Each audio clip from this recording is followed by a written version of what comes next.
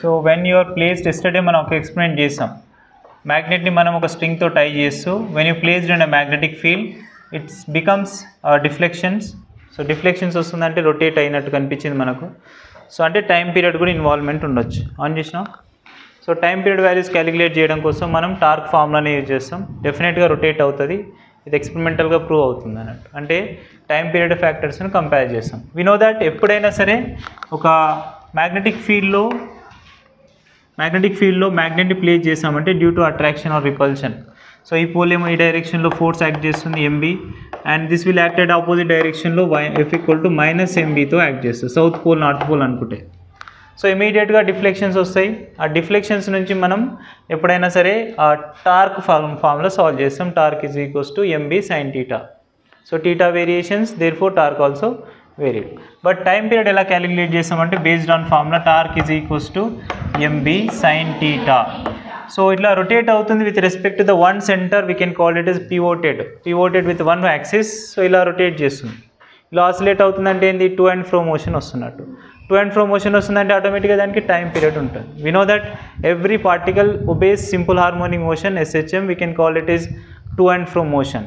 ఎప్పుడైనా ఒక particle simple harmonic motion obey చేస్తే టు అండ్ ఫ్రో మోషన్ అంటాం. టూ టైప్స్ ఆఫ్ మోషన్స్ ఉంటాయి మనకి, ఒకటి పిరియాడిక్ మోషన్, ఇంకోటి simple harmonic motion. Periodic motions అన్నీ సింపుల్ హార్మోనిక్ కావు, బట్ సింపుల్ హార్మోనిక్ మోషన్స్ అన్నీ periodic. Everyday physics period rotate అవుతుంది.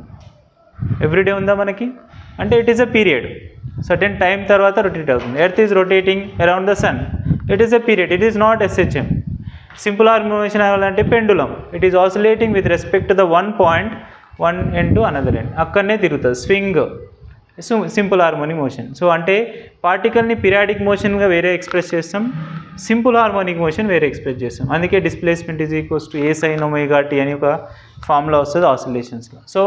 సో దాన్ని రిలేట్ చేస్తూనే మనం first of all simple harmonic motion definition ఒక్కసారి బ్రీఫ్గా డిఫైన్ చేద్దాం. Acceleration is directly proportional to displacement which is opposite direction అని ఫస్ట్ ఇయర్లో లాంగ్ ఆన్సర్ టైప్ క్వశ్చన్. ఇది ప్రూవ్ చేస్తేనే మనం పార్టికల్స్కి సింపుల్ హార్మోనిక్ మోషన్ ఉందని చెప్తాం. యాక్సిలరేషన్ ఎప్పుడు డిస్ప్లేస్మెంట్కి ఆపోజిట్ డైరెక్షన్స్లో ఉండాలి. అంటే A is equals to -ω² into x. Acceleration is equals to when you remove proportionality is prove చేస్తే నీకు అదే వచ్చింటుంది. A equal to -ω² x values comparison చేస్తే వేరే ఒమేగా ఈజ్ ప్రపోర్షనాలిటీ కాన్స్టెంట్ లేదా angular frequency, angular velocity same terms ఉంటాయి. So వీటిని comparison చేస్తాం, పార్టికల్ని సింపుల్ హార్మోనిక్ మోషన్ ఉంటాయి. We already confirm that torque is nothing but it is a not linear force, it is angular force. మనం yesterday work done solve చేసాం, dW is equals to torque dθ. So ఆ ప్రాసెస్లోని టార్క్ని compare చేస్తే టార్క్ని మనం relate చేస్తూ compare చేస్తాం. Will let consider MB for smaller angle condition I'm going to write θ. ఎలా అంటే మనకి యాంగిల్స్ చాలా స్లో డిఫ్లెక్షన్స్ ఉంటాయి, మనకి కంప్లీట్గా ఎక్కువ చేయొద్దు. sin θ అని అప్రాక్సిమేట్గా θ అని రాసుకుందాం. అండ్ టార్క్ని మనం యూనిట్స్ అండ్ సిస్టమ్ ఆఫ్ పార్టికల్స్లో నేర్చుకునేటం Iα is equals to MB θ. So ఎప్పుడైనా సరే ఫార్ములాని సాల్వ్ చేసేటప్పుడు కేర్ఫుల్, మనం సైన్ కన్వెన్షన్ మైనస్ కూడా ఎక్స్ప్రెస్ చేయొచ్చు. ఇక్కడ మైనస్ రాలేదు, కానీ ఎస్టర్డే చేసిన ఎక్స్పెరిమెంట్లో ఎస్టర్డే దగ్గర చేసిన క్లాస్లో ఇట్లా ఆసిలేట్ అయింది కదా మ్యాగ్నెట్ని. ఎప్పుడైతే మ్యాగ్నెట్ తీస్తున్నామో అది మళ్ళీ అలాగే ఆసిలేట్ అవుతుంటుందా, ఆగిపోతుందా? ఆఫ్టర్ సర్టెన్ టైం ఆగిపోతుంది. అంటే ఆ deflections of magnet is continuously decreasing, అంటే ఆ డిఫ్లెక్షన్స్ బికమ్స్ డిజిలరేటింగ్. అవునా? ఆ స్పీడ్ పెరిగితే ఏమంటాం, యాక్సిలరేట్ అయిందంటాం. స్లోలీ స్పీడ్ డిక్రీజ్ అయితే డిజిలరేషన్ అవుతుంది. అంటే ఇక్కడ Iα will defines, alpha value ఇప్పుడు మనకి నెగిటివ్ టర్మ్స్తోనే వస్తుంది. యాక్సిలరేషన్ సైన్ అదేనా, ఒకవేళ స్పీడ్ ఇంక్రీజ్ అయితే యాక్సిలరేషన్ వస్తుంది, వెలాసిటీ ఇంక్రీజ్ అవుతుంది. యాక్సిలరేషన్ ఇంక్రీజ్ అయితే దాన్ని యాక్సిలరేషన్ అంటాం. కార్ స్టాప్ అవ్వడానికి ట్రై చేస్తుంది, డిజిలరేట్ అంటాం, రిటార్డేషన్ అంటాం. అప్పుడు మైనస్తో ఎక్స్ప్రెస్ చేస్తాం యాక్సిలరేషన్, కాబట్టి మైనస్. క్లియర్? దేర్ ఫోర్ ఇప్పుడు మనం యాక్సిలరేషన్ని డిస్ప్లేస్మెంట్స్తో కంపేర్ చేసుకోవాలి కాబట్టి ఆల్ఫా ఈజ్ ఈక్వల్స్ టు రాస్తున్నాం. That alpha is equals to -mb/i into θ. ఓకేనా? సో ఇప్పుడు గివెన్ ఫార్ములా చూడండి, ఒక్కసారి అబ్జర్వ్ చేయండి. Angular acceleration, we can call it is angular acceleration. మీకు చెప్తా యాంగులర్ యాక్సిలరేషన్ చెప్పండి, ఫార్ములా గుర్తుందా ఏమన్నా? What is angular acceleration? That nothing but alpha is equals to the rate of change of angular velocity is called angular acceleration. Radians per second and radians per second square and rasam. Units raste radian per second square. Angle value కాబట్టి radians per second square రాస్తాం. And similarly where I is nothing but moment of inertia. Moment of inertia మనకు same system of పార్టికల్లోనే వస్తుంది. ఈ prove చేసింటారు చూడండి మీరు 4 మార్క్స్లో, the relation between torque, moment of inertia and angular acceleration. Torque is equals to I alpha అని prove చేయాలి. సో ఆ రిలేషన్ ఇది, అంటే టార్క్ ఫ్యాక్టర్ని I ఆల్ఫాగా రాసుకుంటున్నాం. రైట్ సైడ్లో MB వాల్యూ అలాగే ఉంది, మైనస్ తీసుకున్నాం. వీటిని రిలేట్ చేస్తూ మనం టైం పీరియడ్ ఫార్ములా రాస్తున్నాం కదా. The tau alpha values compare చేస్తే angular acceleration is equal to -mb/I into theta. So దీని మొత్తం యాంగిల్ రిలేటెడ్గా ఒకటే పాయింట్ ఉండి పివోట్ అవుతూ రొటేషన్ అవుతున్నాయి కాబట్టి యాంగిల్ మాట్లాడుతున్నాం. ఇది linear acceleration equal to -ω² into x. Linear acceleration, linear displacement. Angular acceleration, angular displacement. Theta అంటే ఇక్కడ ఏంటి, angular displacement. So this angular displacement. So వీటిని కంపారిజన్ కోసం ఇదంతా కొంచెం స్లోగా చెప్తున్నా. సో కంపారిజన్ చేస్తున్నాం అన్నట్టు. అట్లా రొటేట్ అయినప్పుడు మనం ఆల్ఫాని సాల్వ్ చేయాలంటే 2 ఈక్వేషన్స్ కంపేర్ చేయండి. ఆల్ఫా ఏ ఓకే, ఇద్దరు యాక్సలరేషన్సే. అండ్ నెక్స్ట్ టీటా ఓకే, ఇద్దరు డిస్ప్లేస్మెంట్సే. కానీ ఏంటి మనకు కాన్స్టెంట్ టర్మ్ ఏమొస్తుంది, that ω² is equals to, 2 equations compare చేస్తున్నాం. ω² ఈజ్ ఈక్వల్స్ టు ఏముంది ω² ప్లేస్లా, that means ω² is equals to mb/I, where I is nothing but moment of inertia. Therefore angular frequency ఎలా రాసుకోవచ్చు, వాట్ ఈజ్ యాంగులర్ ఫ్రీక్వెన్సీ అంటే square అటు side పంపండి అంతే. Omega is equals to √mb/I. If you got to omega నీకు అన్నీ వచ్చేస్తాయి. ఇక ఒమేగా వచ్చిందంటే టైం పీరియడ్ వస్తుంది, ఫ్రీక్వెన్సీ వస్తుంది, అన్నిటినీ సాల్వ్ చేసుకుంటే వెళ్ళిపోవచ్చు. ఎందుకు, the time period relation omega relations మనకు తెలుసు, t = 2π/ω. So before going to that will confirm what is moment of inertia. What is moment of inertia is usually మనం ఆబ్జెక్ట్ యొక్క మోషన్ స్పీడ్ని డిక్రీజ్ చేయడం కోసం యూజ్ చేస్తుంది మూమెంట్ ఆఫ్ ఇనర్షియా. జనరల్గా అయితే మనకి mr² అనే ఫామ్లో ఉంటుంది. కానీ మనం ఇక్కడ తీసుకున్న బార్ మ్యాగ్నెట్ సర్టెన్ లెంత్లో ఉందనుకుంటున్నాం కాబట్టి బార్ మ్యాగ్నెట్ కన్సిడర్ చేస్తే ఇక 2 టైప్స్లో రాస్తాం moment of inertia formula. L length of rod అనుకోండి and B breadth of the rod అనుకుందాం. సర్టెన్ థిక్నెస్ ఉంటుంది మ్యాగ్నెట్, మరీ థిన్ అయితే ఉండదు, థిన్ ఉంటే కండిషన్ వేరు, థిక్నెస్ ఉంటుంది కాబట్టి బ్రెడ్త్ ఉంది అనుకుందాం. అప్పుడు మూమెంట్ ఆఫ్ ఇనర్షియా ఫార్ములా ఏంటంటే m(L² + B²/12). It is for rod, cuboid అంటారు, రాడ్ అంటారు, వాటికి కన్సిడర్ చేస్తాం m(L² + B²). And for thin rod రాస్తే అంటే thin magnet, for thin magnets breadth ఏమి ఉండదు, ఇక ఓన్లీ లెంత్ మాత్రమే తీసుకుంటాం. Therefore I is equals to mL²/12. This is very important. ఎందుకు ఇది ఇక్కడ mL²/12 వస్తుందంటే మూమెంట్ ఆఫ్ ఇనర్షియా డిస్కస్ చేసింటాం. లైక్ ఒక రాడ్ని తీసుకొని సెంటర్లో పివోట్ చేస్తూ ఒమేగాతో రొటేట్ చేయడం. ఇది ఒక రాడ్ అనుకోండి, ఇట్లా రొటేట్ అవుతుంది. సో అలా రొటేట్ అయినప్పుడు ఏమవుతుంది, మూమెంట్ ఆఫ్ ఇనర్షియా వస్తుంది. So moment of inertia values calculate చేసేటప్పుడు ఇలా కంపేర్ చేస్తాం. ఎప్పుడైనా లెంత్ ఇంక్రీజ్ అయితే మూమెంట్ ఆఫ్ ఇనర్షియా ఇంక్రీజ్ అవుతుంది, స్పీడ్ డిక్రీజ్ అవుతుంది. ఎస్, మనం ఫస్ట్ ఇయర్లో నేర్చుకున్నాం law of conservation of angular momentum is always conserved, constant. Iω is equals to constant. Moment of inertia is inversely proportional to speed. Dancing girl, diving a swimmer from the swimming pool. So ఇవన్నీ different applications. Dancing girl కావచ్చు, లేదా rotating of a person in a disc by stretching of his arms and closing of his arms. Close చేసినప్పుడు ఎక్కువ spin చేస్తుంటాడు, stretch చేసినప్పుడు తక్కువ rotation ఉంటుంది speed. మీరు ఎప్పుడైనా సరే ఇట్లా ఆడుకునేటప్పుడు కూడా ఎప్పుడైనా స్ట్రెచ్ చేసి రొటేట్ అవుతాం మనం.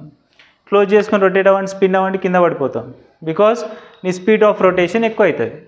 రొటేటింగ్ డిస్క్లు ఉంటాయి మనకు జిమ్లో అక్కడిక్కడ ఉంటాయి. సో దాని మీద వాడి ఇట్లా స్పిన్ అవ్వండి, స్పిన్ అయ్యేటప్పుడు దాని మీద స్ట్రెచ్ చేసి స్పిన్ అవ్వండి, వెరీ లో స్పిన్స్ అంటే స్లోగా రొటేట్ అవుతాం. అదే టైంలో హ్యాండ్స్ క్లోజ్ చేసుకోండి. వెన్ యూ స్ట్రెచ్డ్ హార్మ్స్ డెఫినెట్గా రేడియస్ ఇంక్రీజ్ అయింది, mr² ఇంక్రీజ్ అవుతుంది. కోర్స్ డిఫరెంట్ సిమెట్రీకి డిఫరెంట్ మూమెంట్ ఆఫ్ ఇనర్షియా. రాడ్కి అయితే mL², రింగ్ ఉంటుంది, డిస్క్ ఉంటుంది, స్పియర్ ఉంటుంది, డిఫరెంట్ కండిషన్స్లో వెళ్తాం. సో అంతా వేరే. బట్ లెంత్ ఇంక్రీజ్ అవుతుందంటే మూమెంట్ ఆఫ్ ఇనర్షియా ఇంక్రీజ్ అవుతుంది. దేర్ఫోర్ ఒమేగా డిక్రీజ్ అవుతుంది, inversely proportional. That I is inversely proportional to omega. That's why మనం ఇంకొక బెస్ట్ ఎగ్జాంపుల్ 2 మార్క్స్ క్వశ్చన్ కూడా నేర్చుకుంటాం. That boiled egg is spins more compare to the raw egg. ఎందుకు? Because boiled ఎగ్లో మనకి all particles become solid. ఆ liquid ఉన్న particles అన్ని సాలిడ్ అయిపోతాయి. అండ్ డ్రా ఎగ్లో లిక్విడ్గానే ఉంటుంది. అంటే లిక్విడ్స్ మధ్యలో పార్టికల్స్ మధ్యలో డిస్టెన్స్ ఎక్కువ ఉంటుంది కదా, మొమెంట్ ఆఫ్ ఇనర్షియా ఇంక్రీజ్ అవుతుంది. అదే బాయిల్డ్ ఎగ్ వచ్చేసరికి డిక్రీజ్ అవుతుంది. అంత సాలిడ్ అవుతాం, సో ఆటోమేటిక్గా ఎక్కువ స్పిన్స్ చేసే ఛాన్సెస్ ఉంటాయి బాయిల్డ్ ఎగ్. సేమ్ ఇది ఇంకో అప్లికేషన్ ఉంటుంది 2 మార్క్స్. ఏంటి? The earth rotation value slow and fast compare to the summer and winter season. గుర్తుందా? Day of length will be increase decrease based on seasons. ఎందుకు చెప్పండి? Winter సీజన్కి వచ్చేసరికి earth becomes as a solid, because temperatures అన్ని cool అయిపోతే water అంతా sea లెవెల్సే కదా, మనం ఓన్లీ 1/3 ఆఫ్ ది ప్లేస్లో మన భూమి ఉంది. 3/4 is only water of earth. తెలుసా? 3/4 మనం వాటర్ ఉంటుంది, ఓన్లీ 1/3 మనం ఉంటాం.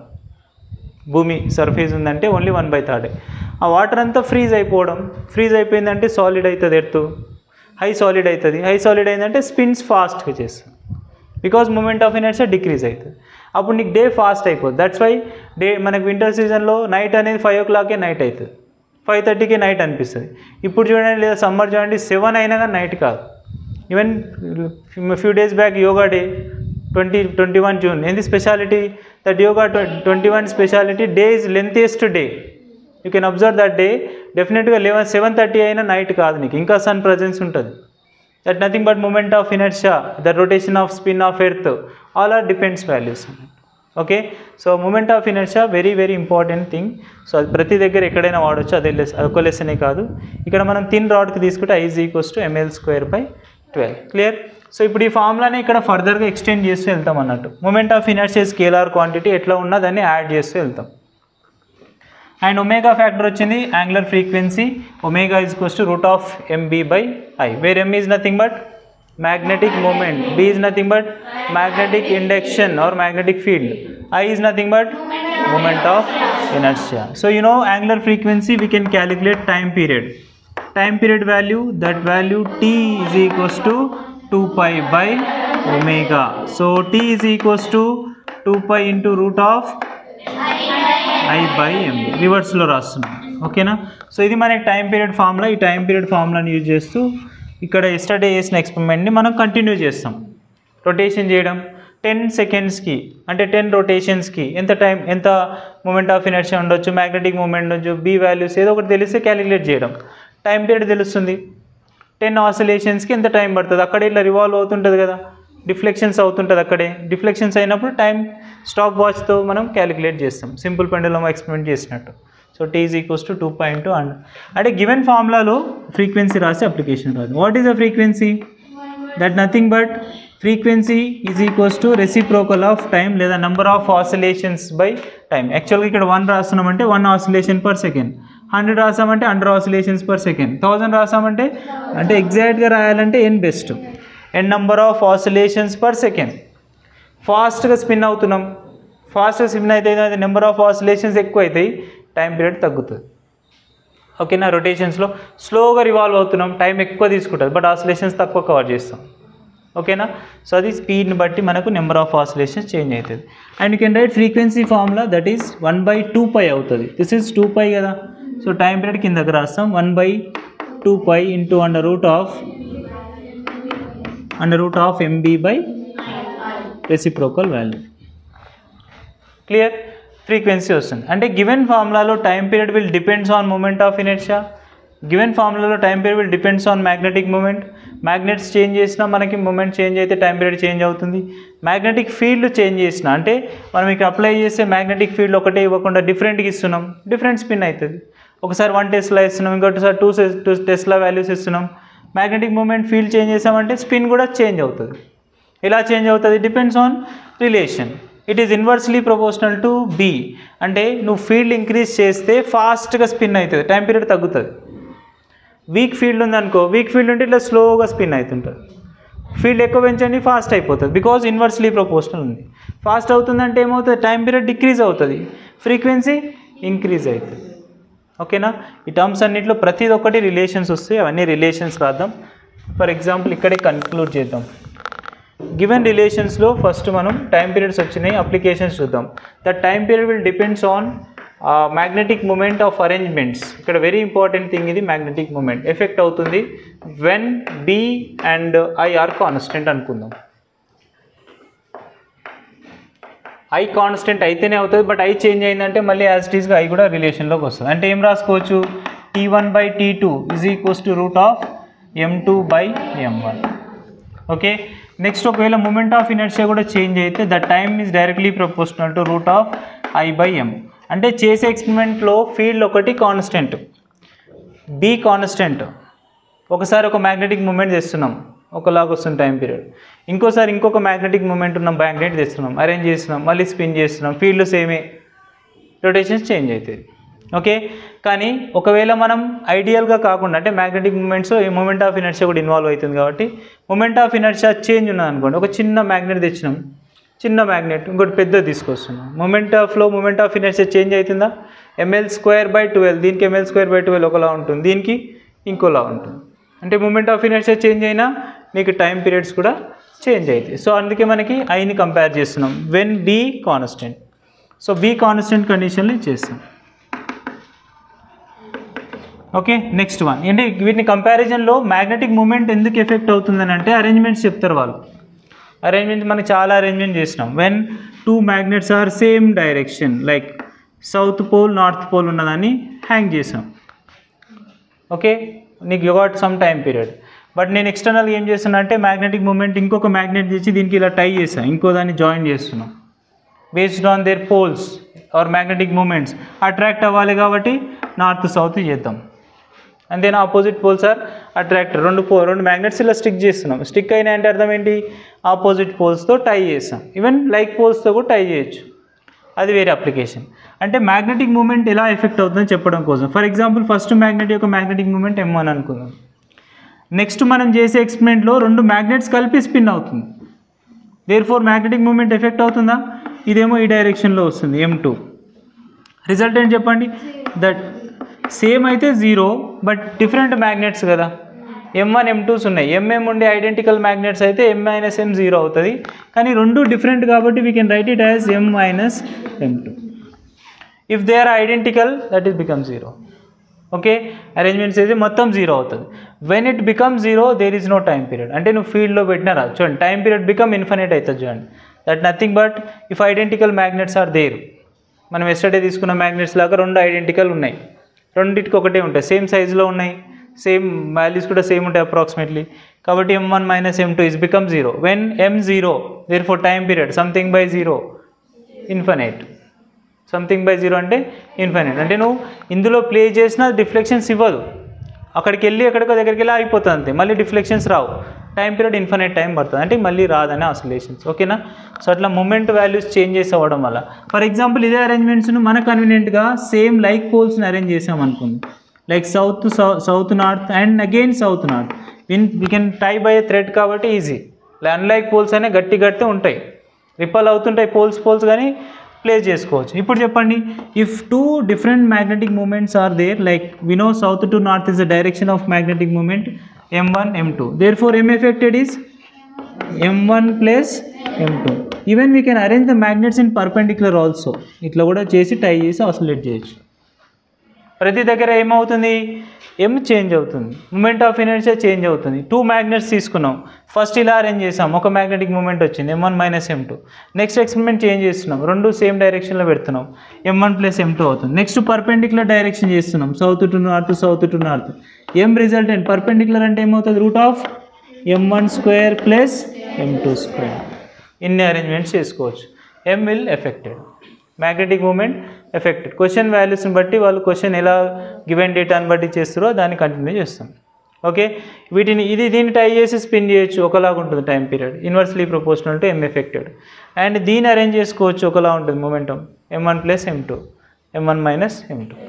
ఓకే, ఐడెంటికల్ బార్ మ్యాగ్నెట్స్ అన్నప్పుడు you can take M constant. And what about moment of inertia, we forgot moment of inertia. What is moment of inertia, ప్రతి దగ్గర 2 magnets arrange చేసినామంటే moment of inertia కూడా change అవుతుంది. If there are identical bar magnets, moment of inertia same. Bar magnet same అంటున్నాం కదా, identical అంటున్నాం కదా, same moment of inertia ఉంటుంది. ఇద్దరిని తీసుకున్నామంటే ఏం రాసుకోవాలి, దేర్ ఫోర్ I ఎఫెక్టెడ్. దీనికి వెక్టార్ కాదు కదా, it is a scalar quantity, డైరెక్ట్గా we can write it is like I1 plus I2. ఎట్లాంటి అరేంజ్మెంట్ ఉన్నా సరే I1 plus I2, I1 plus I2. ఎందుకు moment of inertia proper vector లేదు, వాటి యొక్క మ్యాగ్నిట్యూడ్ ఒకటే యాడ్ చేసుకుంటాం. ఇక్కడ ఉంటే I1 + I2, ఇక్కడ ఉన్నా కానీ I1 + I2 perpendicular. For example మ్యాగ్నెట్స్ని మనం అరేంజ్మెంట్ చేస్తున్నప్పుడు like south north and we are taking like M1 magnet and next one ఇంకొక మ్యాగ్నెట్ కూడా ఇక్కడే టై చేస్తున్నాం, ఇలా స్టిక్ చేస్తున్నాం. అగైన్ నార్త్ సౌత్ అనుకుంటే ఆటోమేటిక్గా అట్రాక్ట్ అవుతుంది లైక్ M2. సో వీటన్నిటికీ టైం పీరియడ్స్లో ఫార్ములా రాయమంటారు వాళ్ళు, టైం పీరియడ్స్ రేషియో అంటారు. ఇప్పుడు నేను రిజల్టెంట్ ఏమవుతుంది, that M effected is become M1 - M2 opposite direction. And the same diagram for example మళ్ళీ ఈ అరేంజ్మెంట్స్ని మ్యాగ్నెటిక్ ఫీల్డ్లో ప్లేస్ చేస్తున్నాం, బట్ ఆపోజిట్ టర్మినల్స్ని కనెక్ట్ చేస్తున్నాం. ఆపోజిట్ అయిపోయింది, సేమ్ కనెక్ట్ చేస్తున్నాం.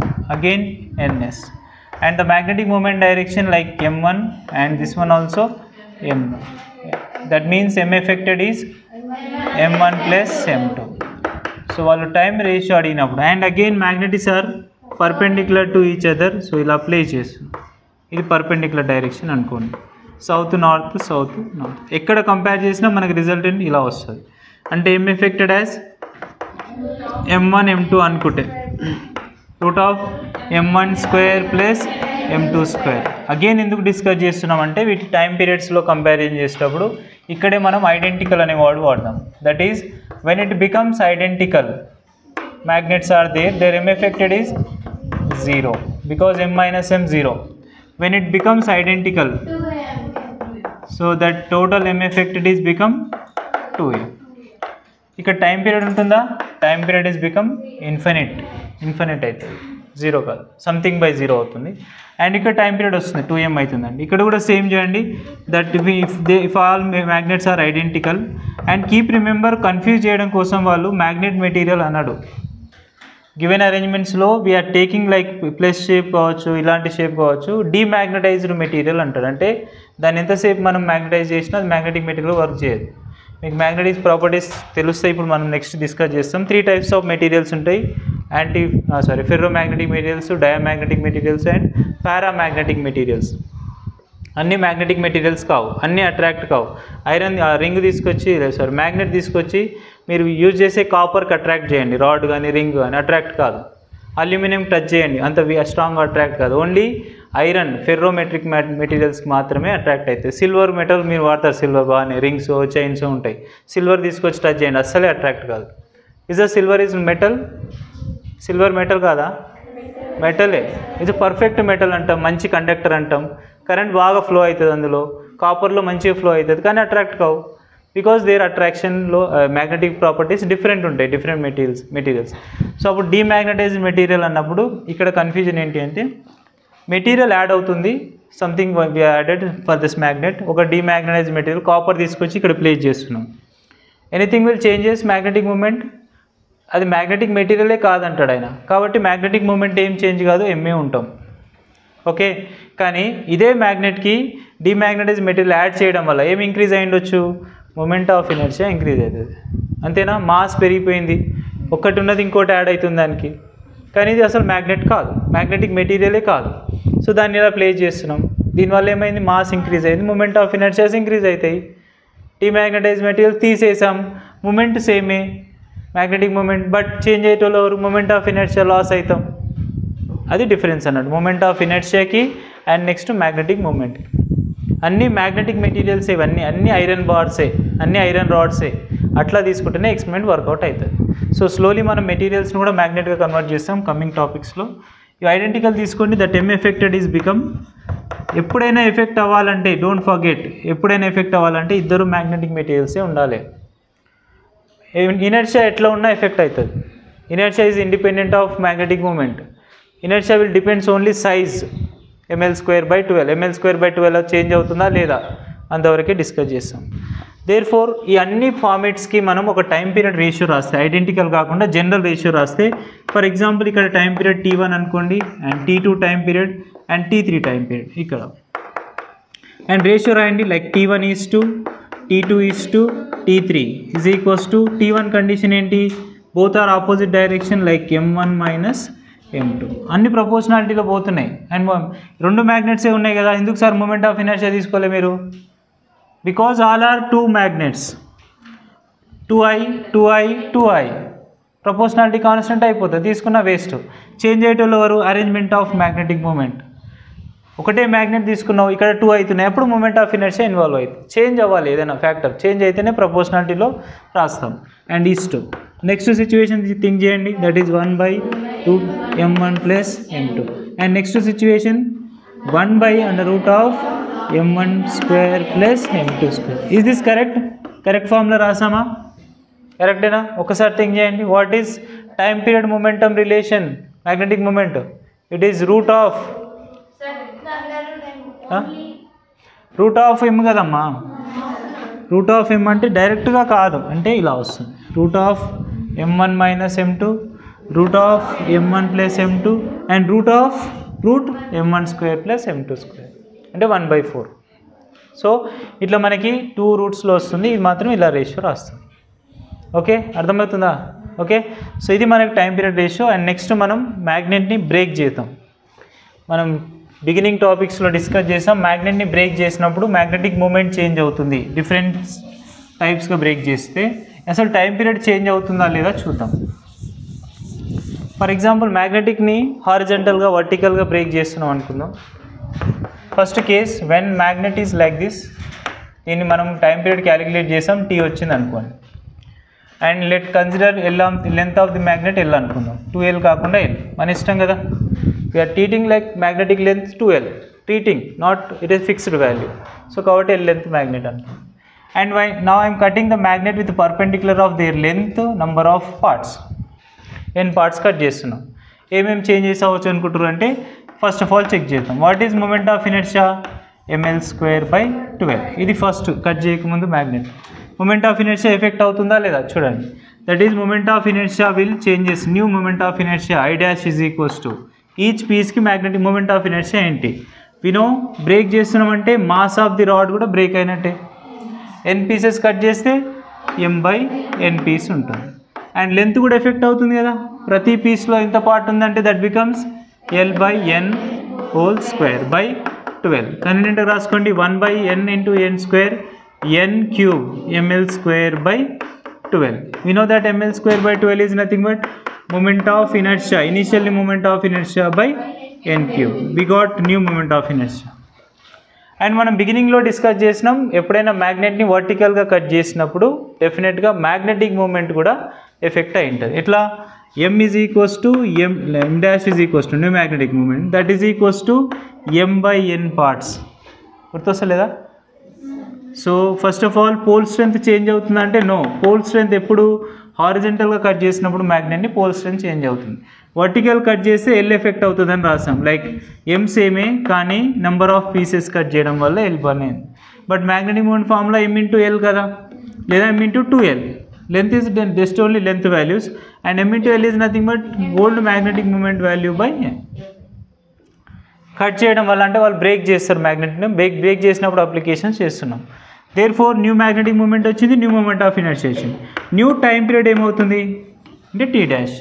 ఫస్ట్ టైం పీరియడ్తో కంపేర్ చేసినప్పుడు ఏమైనా చేంజెస్ జరుగుతుందా అని సబ్స్టిట్యూట్ చేద్దాం. Root of moment of inertia changes by magnetic field సేమే కానీ magnetic moment is changing.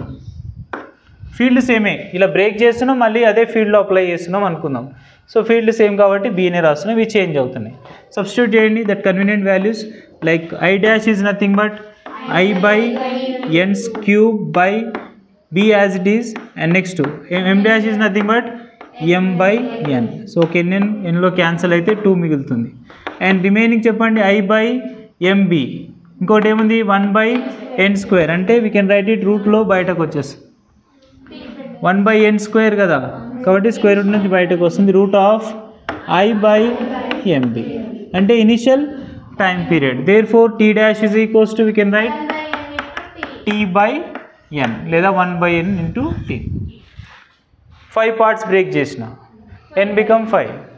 10 parts break చేసినాయి, ఇంకా సాల్వ్ చేయాల్సిన అవసరం లేదు నీకు, direct formula t' is equals to t/n. First break చేయకముందు 10 సెకండ్స్ అంటాడు. 2 పార్ట్స్గా బ్రేక్ చేస్తే ఒక్కొక్క పీస్ ఎంత రొటేషన్ 10/2, 5 సెకండ్స్ రొటేషన్. అంటే మనకు టైం పీరియడ్ అనేది t/n ఫ్యాక్టర్స్లో చేంజెస్ జరుగుతుంది. బట్ ఇదే అప్లికేషన్ మనం హారిజెంటల్గా బ్రేక్ చేస్తే, హారిజెంటల్ బ్రేక్ చేస్తే ఏంటి ఇక్కడ అప్లై అయ్యేది, కనిపిస్తుందా బోర్డు? కెమెరాలో కనిపిస్తుందా? రైట్. సో ఇప్పుడు మనం మ్యాగ్నెట్ని ఇప్పుడు హారిజంటల్ బ్రేక్ చేస్తున్నాం. ఎలా చేంజెస్ జరుగుతుంది చూడండి. నెక్స్ట్ అప్లికేషన్ మనం హారిజంటల్ బ్రేక్ చేసినప్పుడు మ్యాగ్నెట్ని ఇలా బ్రేక్ చేస్తాం.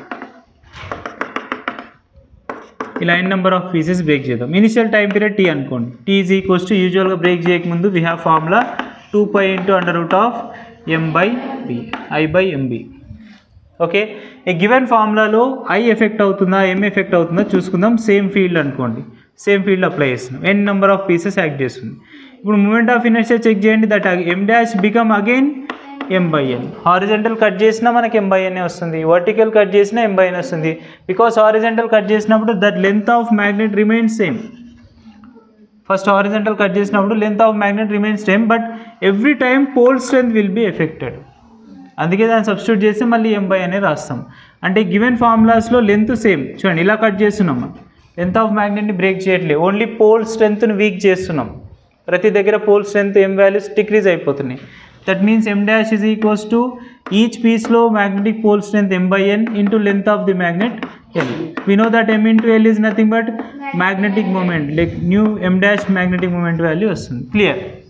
And we need moment of inertia. What is moment of inertia? Usual formula ml²/12. So next moment of inertia of I dash చేసాం అనుకోండి. Tell me now, length change అవుతుందా? Length factor change కావట్లే, అంటే only మనం మాస్ని మాత్రమే break చేస్తున్నాం.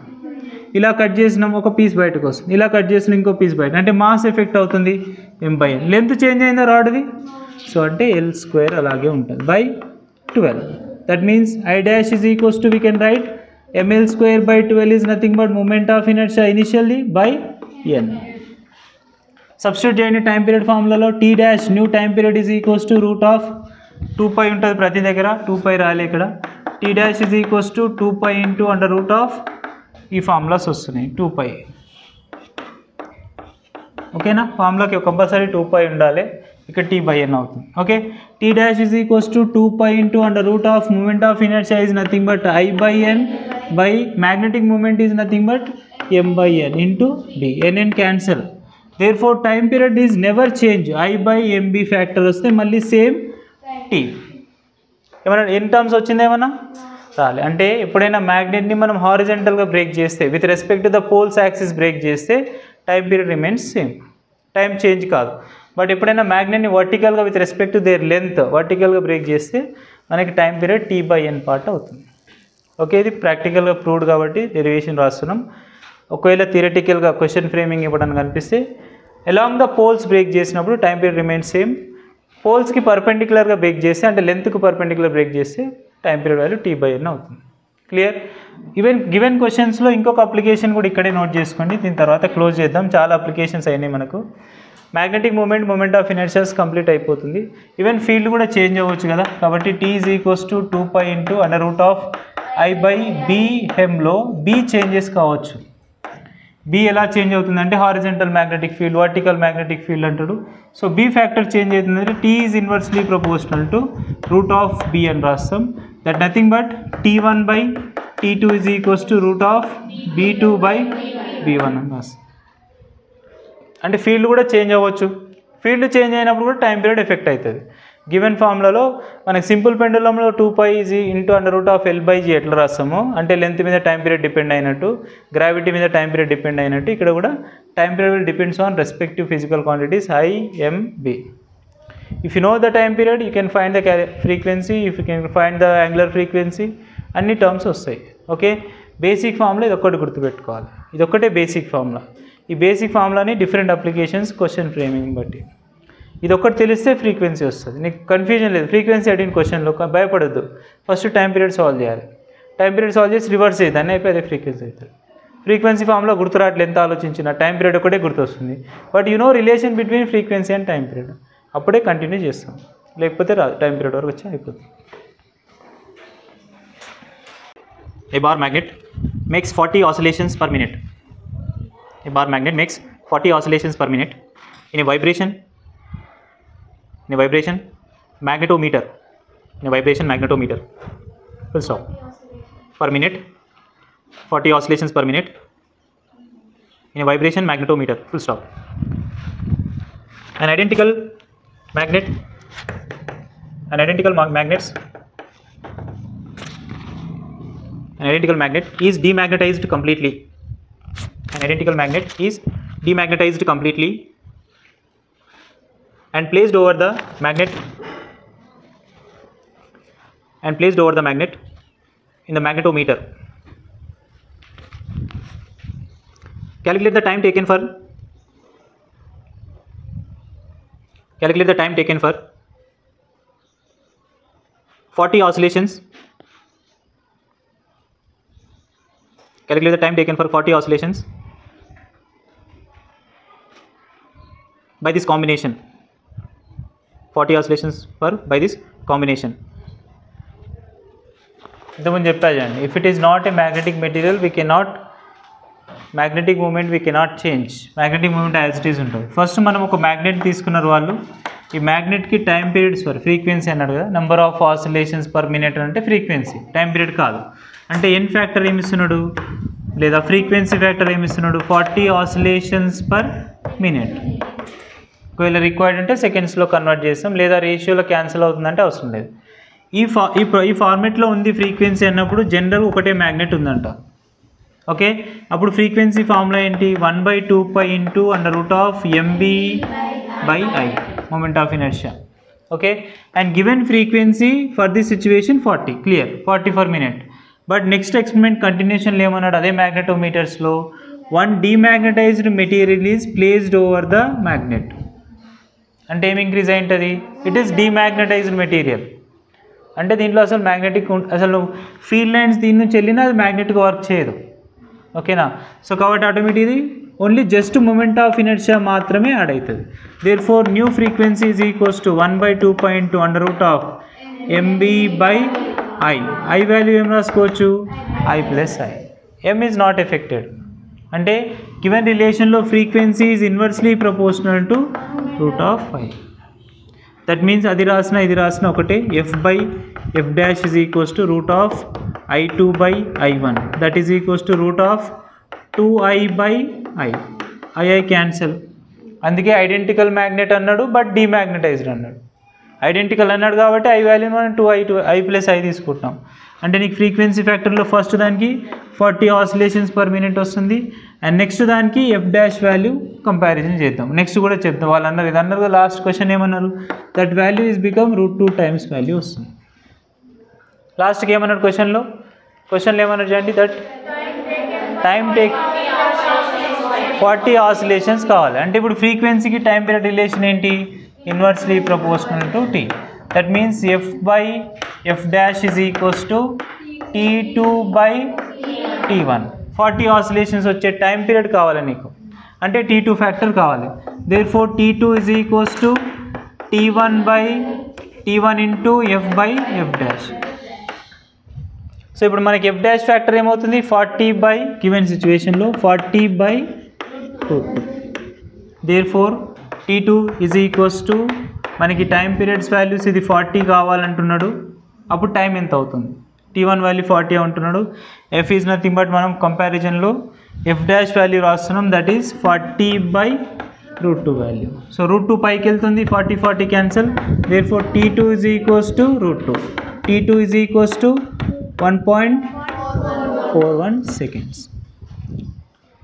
First మనం ఏం చేసామంటే ఫ్రీక్వెన్సీ వాల్యూస్లో కంపారిజన్ చేస్తున్నాం, కానీ క్వశ్చన్ వల్ల ఏమన్నాడంటే టైం పీరియడ్స్లో కంపేర్ చేయమన్నాడు కాబట్టి తర్వాత టైం పీరియడ్ రిలేషన్ తీసుకున్నాం. ఇక్కడ 2 ఎందుకు తీసుకున్నాం అంటే it is demagnetised material, moment of inertia మాత్రమే యాడ్ అవుతుంది.